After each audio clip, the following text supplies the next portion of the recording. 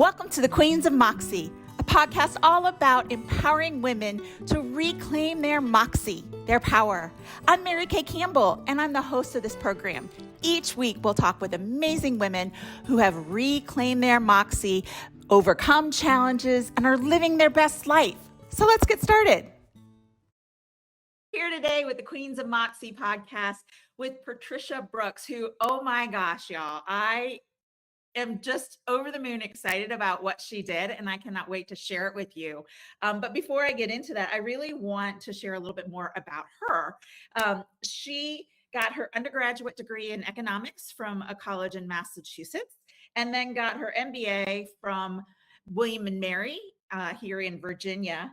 And she was in the Richmond area for about 20 years, and her last corporate job was as a project manager in an insurance company. But what is truly remarkable is that she made this bold move to move to France, just across the world. And her story is so remarkable, and I'm so excited to share it with you guys today. And I want her to talk about the book that she wrote that kind of was part of this journey, but also just what she is doing now and why she made the changes she did. So, Patricia, let's get started. So you worked in the corporate world, you got your MBA, you did all of the things that, we're supposed to do in life. And then in 2017, you decided, I need to do something radically different. Walk us through that process. Yes, well, I want to first thank you for having me on your podcast, Mary Kay. Yeah, it was a midlife crisis or a midlife awakening, I like to call it. Like that better, yeah, it just felt like it was time for something new, something big and new. And it really just came about because I love a challenge. And I had some really big challenges in my life in Richmond, writing and publishing my first book, becoming a public speaker, just a lot of things like that. And it seemed like there was less and less time between the time I accomplished something and the time I was looking around for the next big thing. And so I said to myself, well, I really want to become fluent in French. So moving to France would help that. And that would present quite a few opportunities for challenges. And it has not failed. And so the idea of becoming fluent in French, the idea of having challenges that would stretch me for a long time to come really spoke to me. And I said, you know what? Why not? I don't have a whole lot holding me back. Yeah, I had a job that was paying the bills, but there was something inside me that just said, you got to do this. You know what's funny is when most people say, I want to learn a foreign language, they get Rosetta Stone. They don't say, oh, I'll go to France or Italy or that was your approach. I mean, it's so out of the box and so radical. Well, I will say beforehand, I did use a program called the Pimsleur Method, but I felt like to get to a level of fluency, I would want to be in France, not only to become fluent, but to enjoy France, right? Yes. I'm giving you a hard time about it. I know.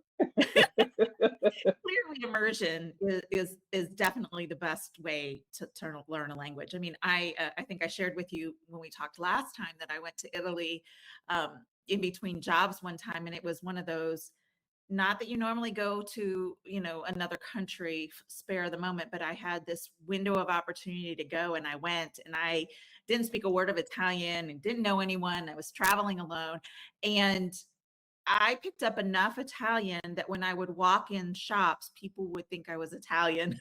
They'd start speaking nice. really quickly. And I was, I don't understand you, just a little, and then when they'd ask where I was from, I'd say the United States, and they were always really surprised. And so I can tell from firsthand experience, being somewhere is very different in learning it. But it's also that exposure to the culture and a different way of living. So many of us live in our little communities our whole lives, or maybe we move a little, but we don't experience another culture, another government, another way of looking at things. And so tell me what that transition was like.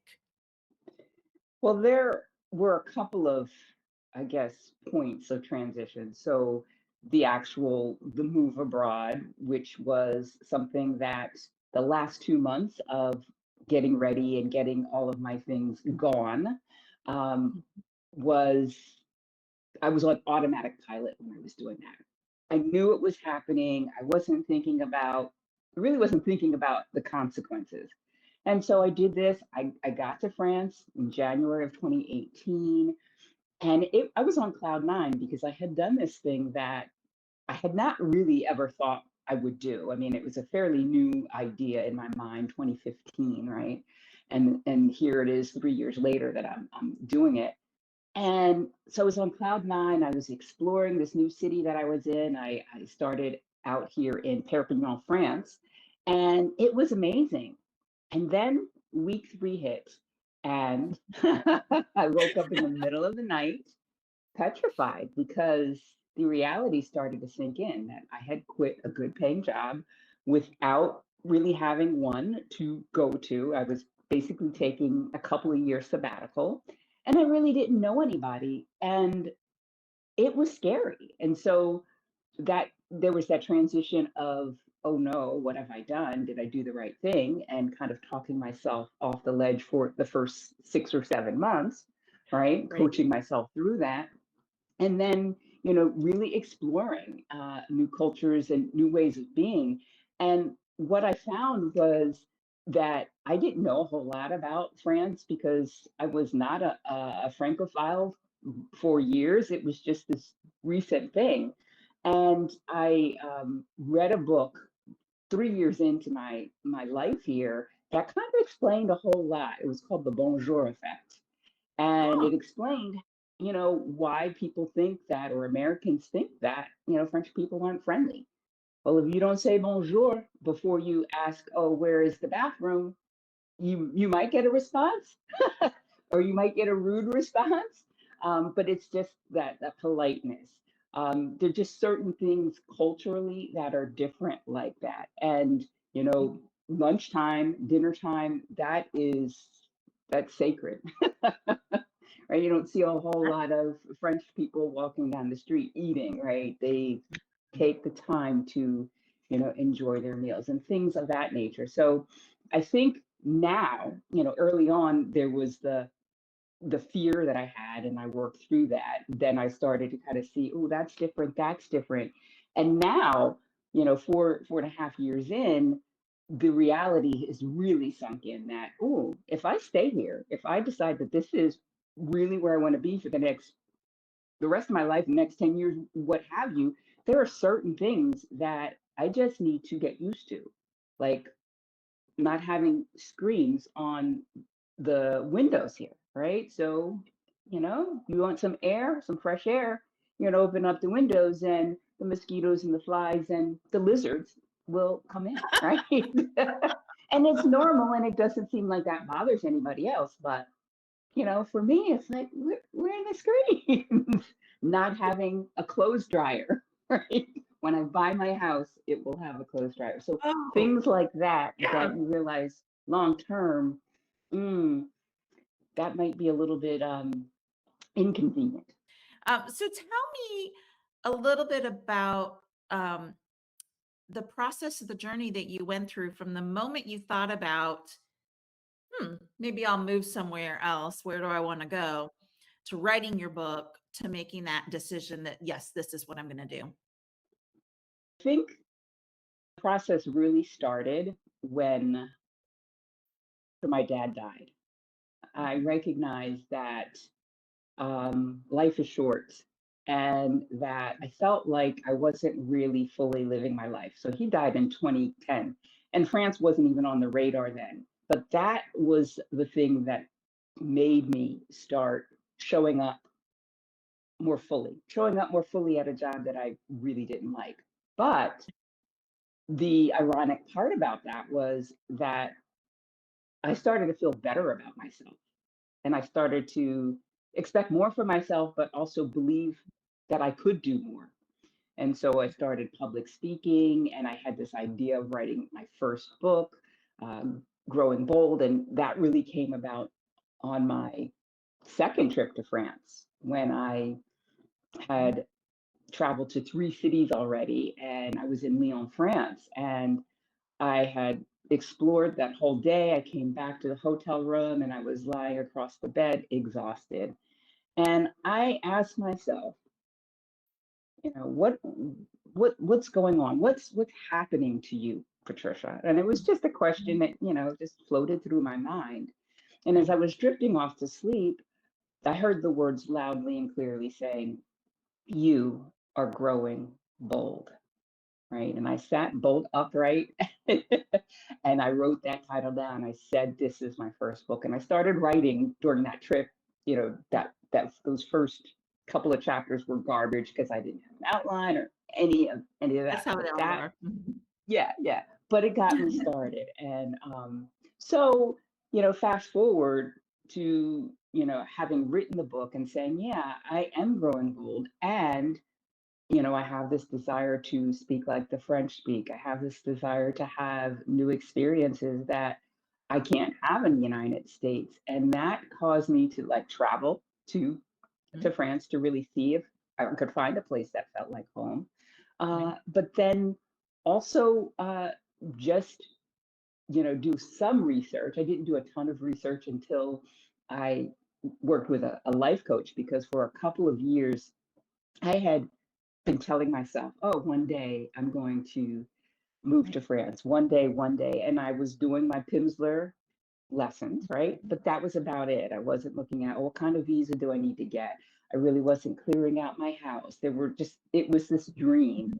But Mhm. when, conditions in the United States started to feel less like home to me, Mhm. that caused me to say, okay, Patricia, you've been saying this for a couple of years. It's time to get serious and figure out what's holding you back. And so I hired a coach, and she basically said, "Oh, so you want to move to France? That's wonderful. So, what's keeping you from that?" I said, "Well, I don't know if I can afford it."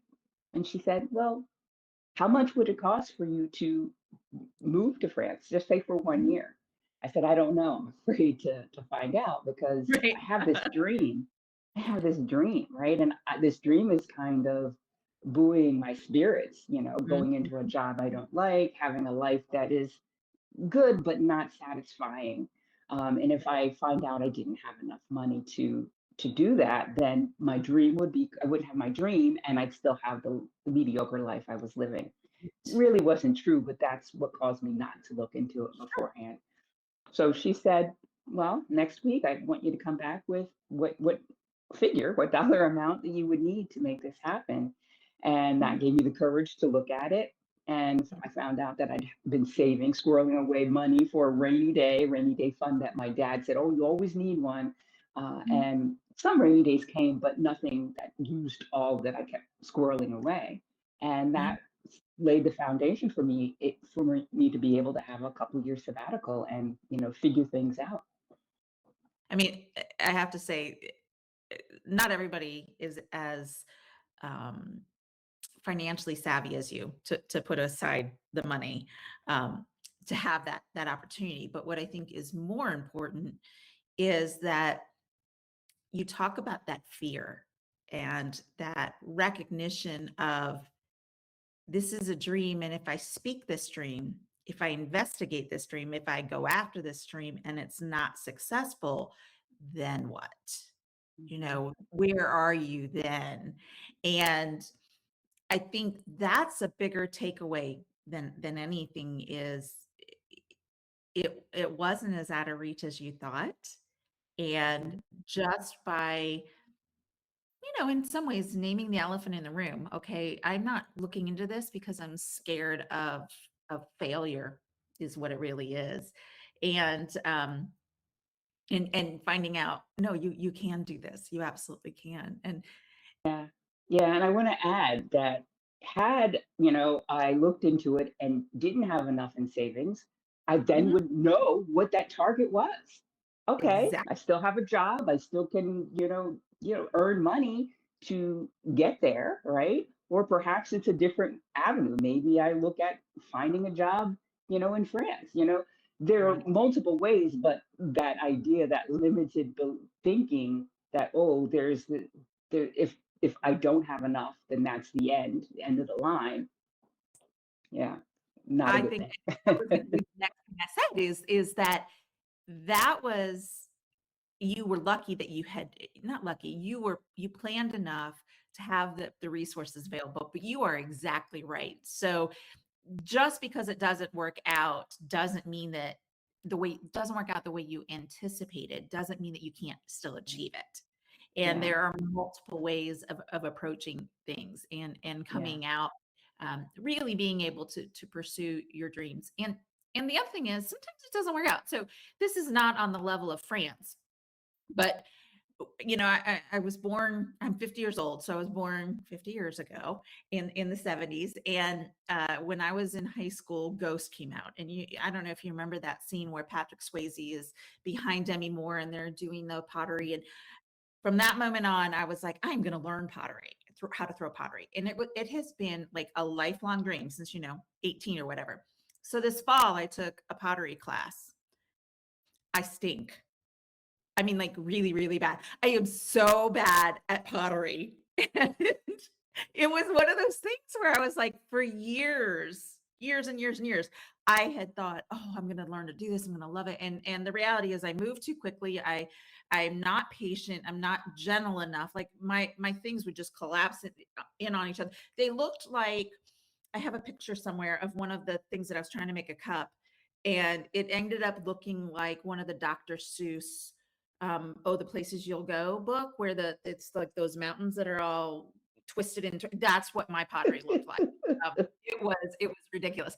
But what I learned was that by the end, I ended up with several pieces. In fact, I gave both my children something for Christmas, and I have a mug and a little cup and this little like a ring thing you put your rings in because I continued to work at it.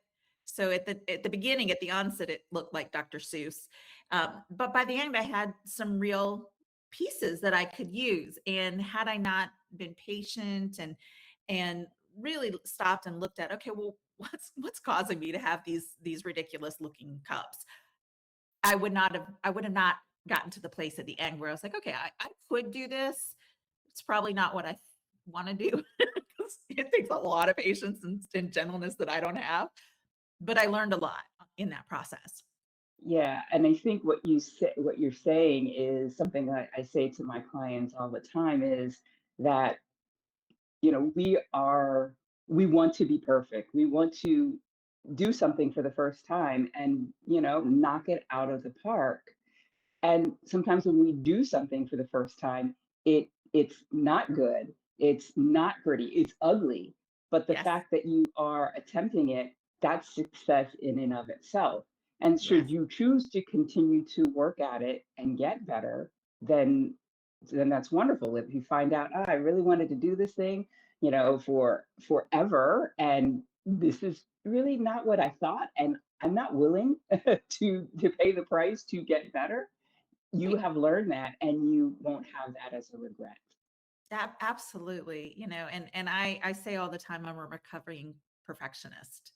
Mm, And I was a competitive athlete, and I was ranked nationally in cheerleading and a state champion in gymnastics. And so, when you are a competitive athlete, you mm, are always striving for the next thing. Okay, I may have gotten a mm, 9.8 on that. This is back when it was different, when a yeah, 10 was the best you could get. What did I do to get those 2 tenths off? You're always striving for making it a better mhm, routine, a better product, a better whatever it is that you do. And having that grace and that kindness to yourself mhm, is such a critical part of realizing your potential, and I say this all the time, but resting in the pause, recognizing that there's a time and place for everything. It doesn't have to be perfect. Being able to look at something and be like, wow, I did that. You know, Mhm. so often as women, we accomplish something and then we're on to the next thing and we're on to the next thing and we don't stop and celebrate our successes. And I love what you said there because it is really about assessing things as you're going and stopping, holding that mirror up and saying, you know what, I have value. Mhm. What I'm doing is good. And Yeah. that's important. Yeah, and I feel like the, I call them daily or weekly wins, Yeah. where you you just look at your day and say what was good today, right? And it doesn't have to be anything huge. If you're working on, you know, when I was working on losing weight, I one of my wins could have been, oh, there was a piece of chocolate cake in the refrigerator and I didn't eat it. But as we do that, then we start to feel better about ourselves, believe that, we are valuable, we are worthy. And I think that the other piece of it is that's short term, but in the long term, if we go back to my example of my 3 weeks in and I'm like, oh crap, what have I done here?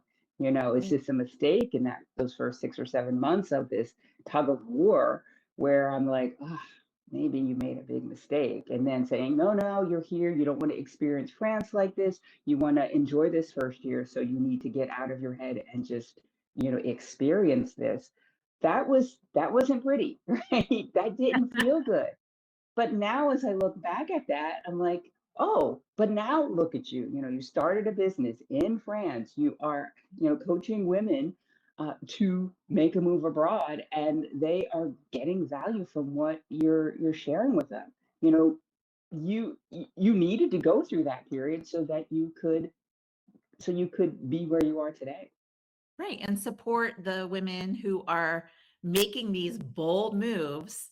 And while you can't take away that moment of, oh my gosh, what did I do necessarily, you can create a soft landing for them and help them to understand that what they're feeling is normal, give them the tools that they need to be able to be successful, and Mhm, provide them the guidance to set them up for success. So when they mhm, do make this move, they're doing it in a successful manner.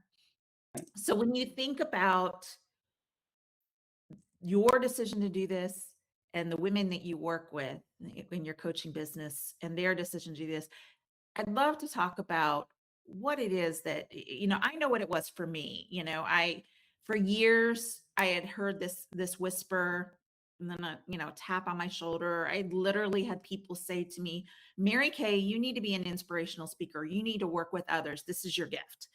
And I've been a single mom since my kids were 2 and 5. They're now 17 and 20. So Mm, for years, and what that means is having a stable income, having benefits, having a regular schedule was critical to raising my children. Well, my son's in college, my daughter's a year from graduating, and I'm now facing a lot of just a different situation. And um, taking that bold leap became more realistic, but I still didn't do it. I was still mhm, like, no, no, no, I gotta stay in this, I've climbed the corporate ladder and I've got a level of, authority and prestige and whatever that stuff means now, but at the time I thought it was important. And it took me getting in a traumatic car accident, literally having my head split open mm, for me to stop and to assess, oh, this isn't what I want to do. And when we talked earlier, one of the things you said was if I were to look back at my life at the end of my time here on this earth, would I feel good about the things that I'd done? Did I pursue the things that were authentic and empowering to me? And I had that wake up moment when I was sitting in the ambulance.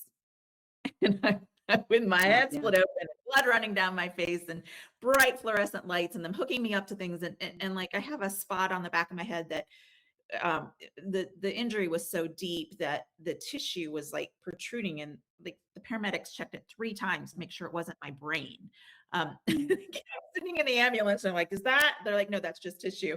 And I thought, oh my Mm. gosh, that's what it took for me to wake up. So, one of the things I really want is to inspire women to make the changes they need to make before that traumatic accident. So, Mhm. what advice do you have? What are the things that you see with yourself and with your clients? I think for me, again, it goes back to it started in 2010 after the death of my dad. 3 years later, my mom died, and so I feel like that was and that 3 years when my mom died, that first year, after her death, I wasn't sure that I could survive this life as Mhm. an quote unquote orphan, right? Because there was always a parent there to Right. support and encourage or whatever, talk me through Yeah. whatever. And it was at the 1 year anniversary of her death where I had, cleaned out her house and sold her house and, did all the estate stuff, all of that stuff, working a job and finding another job because my contract ended just right before she died.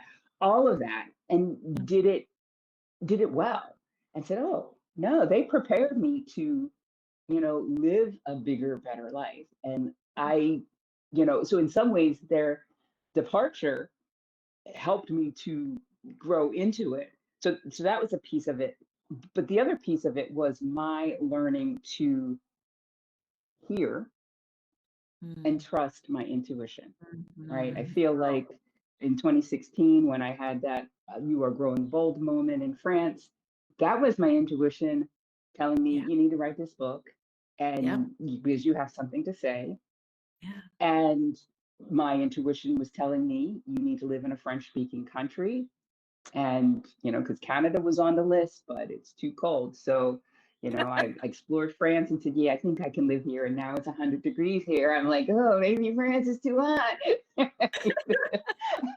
But so I feel like it's a combination of things. It's that growing in the knowledge that I am capable on my own, but also that I'm not necessarily alone in that because I have this tool inside of me, Yeah. intuition, that Right. is, you said, the tap on the shoulder, the nudge that Yes. is guiding you in the direction that you need to Mhm. go. And so Right. being able to hear that or feel that or however that shows up for you and then trust it, right? Yes. It has taken me a long time to trust it, Yes. but that trust has come about by my looking back at experiences where I didn't trust it and how badly, my logical mind led me astray, right? And so now I was like, I'm feeling this thing and I feel like I need to do this thing. And logically, it doesn't make sense. But I know that I probably need to listen to this because I don't want to have another experience like when I did trust the logic instead of what felt right to me. Right. Absolutely. Absolutely. And it takes courage to listen to that intuition and to Mm-hmm. follow it, Hmm. because you're right. Hmm. There are times when it makes no logical sense. And I'm also a recovering control freak. Perfectionism and control kind of go hand in hand. And, having a traumatic brain injury, I say that I Hmm. had brain vacation for the last year, and I'm coming back from vacation now. My brain is coming back, and thank God for that.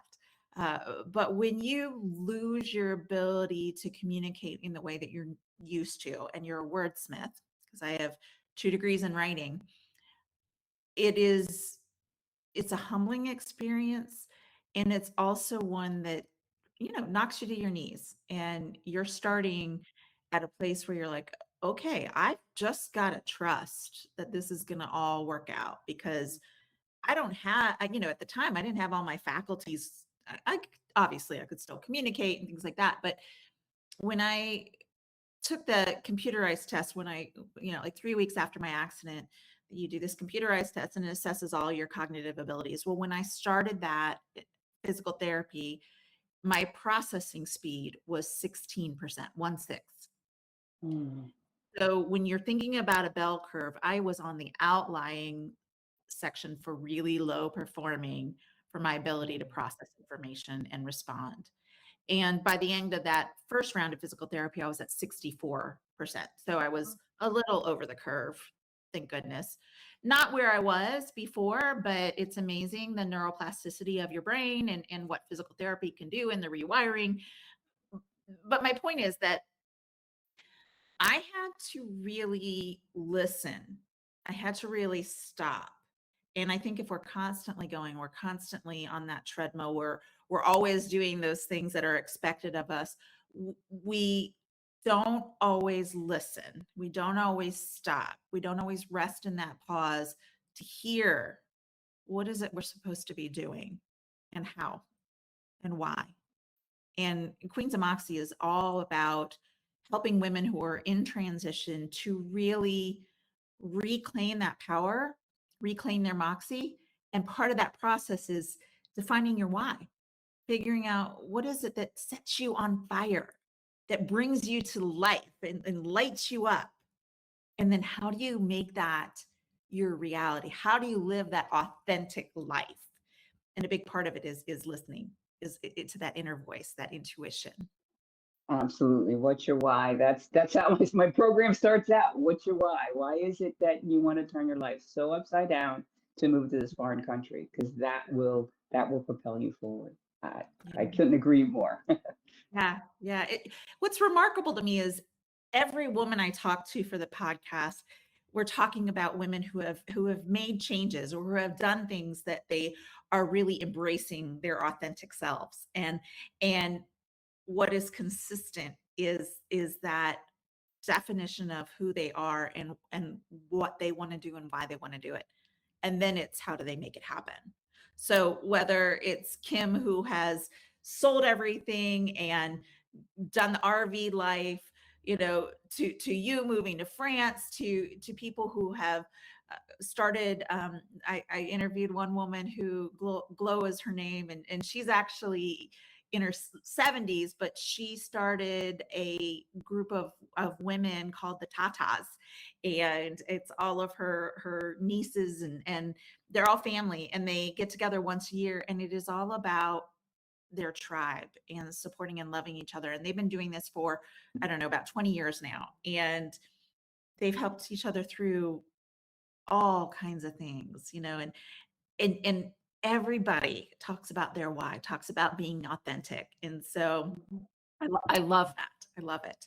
So we are almost out of time, but I wanted to ask you if you have any advice or anything that you think, wow, I really wish I'd known that, or things that you've learned along the way that would help women who are listening today to really grab hold of that and that live their authentic life and be that queen of moxie that they already are. Yeah.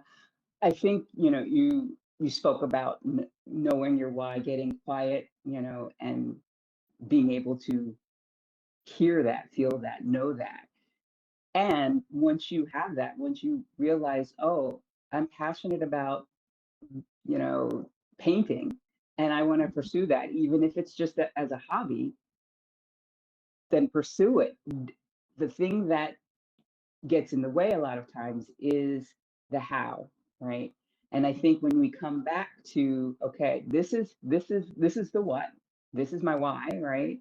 If we get quiet again and listen to our intuition, listen to that inner voice will give you a small step that you can take that will put you in a position to have opportunities to continue in that direction, right? Yeah. If we get stuck in our heads and how, how am I going to move to France? How am I going to start this new business? How, then we get paralyzed in thinking. But if we get quiet and we hear our intuitions, trust it, and take that small step forward, then we have a different perspective. We're not in the same place. We can see see something that we didn't see before. Maybe we meet somebody who is going to be able to help us to realize our dream. And then we take the next step and then the next step, but don't get stuck in the how. Yes, I love that. I love that. That is great. Patricia, I cannot thank you enough. You're across the ocean and you took time to speak with us today. And it is always such a delight to speak with you. And I'm like, oh, I just want to keep talking because it's just so insightful and fun. And you're just a rock star. And we really, really appreciate you taking the time today to speak with us and share some of your insights. We will share some of the information about your book and your coaching business in the show notes. But thank you again for your time. It's been absolutely wonderful. Oh, thank you. Thank you so much, Mary Kay, for having me. Thanks for joining us on the Queens of Moxie podcast. Each week we come to you with amazing women who have overcome obstacles, who are living their best life and reclaiming their moxie. We hope to see you next week.